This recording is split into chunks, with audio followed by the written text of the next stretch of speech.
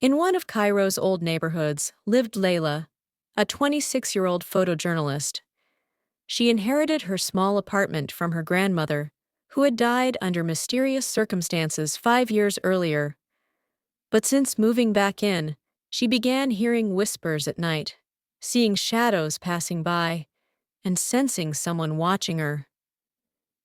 One night, while looking at some photos in a dark room inside her apartment, she noticed a strange shadow in one of the pictures, one that hadn't been there when they were taken.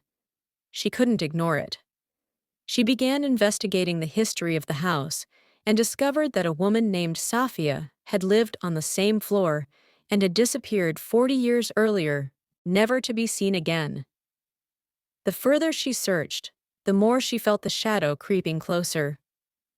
She found an old letter hidden behind a wooden panel, written in Safia's shaky handwriting.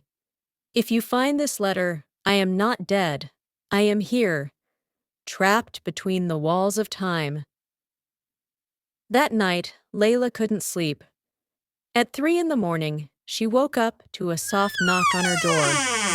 No one was there. But on the mirror, written in unfamiliar script, was a sentence: "Help me before you take my place."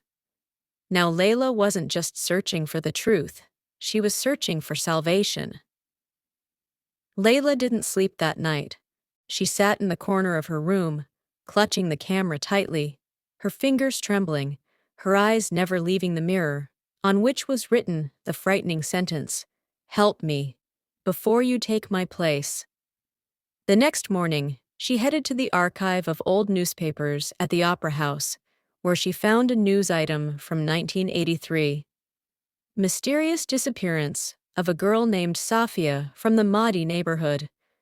The last people to see her said she was running away from a shadow that was following her.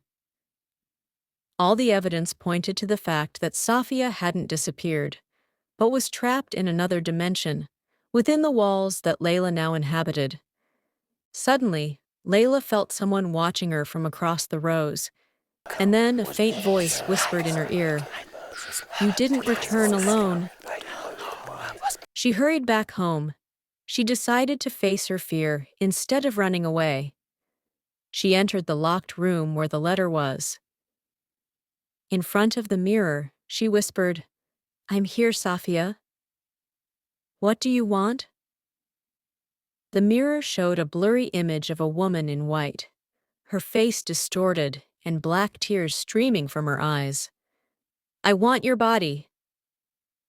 The wind swept through the room, the doors slammed shut, and the lights went out.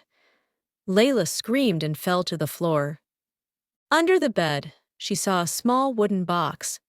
She opened it and found an old doll stuck in it with pins. On top of it was a note reading, "As long as the doll is here, I won't leave."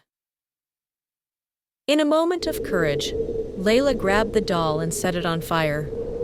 The screams that emanated from the walls were like the agony of a creature emerging from hell.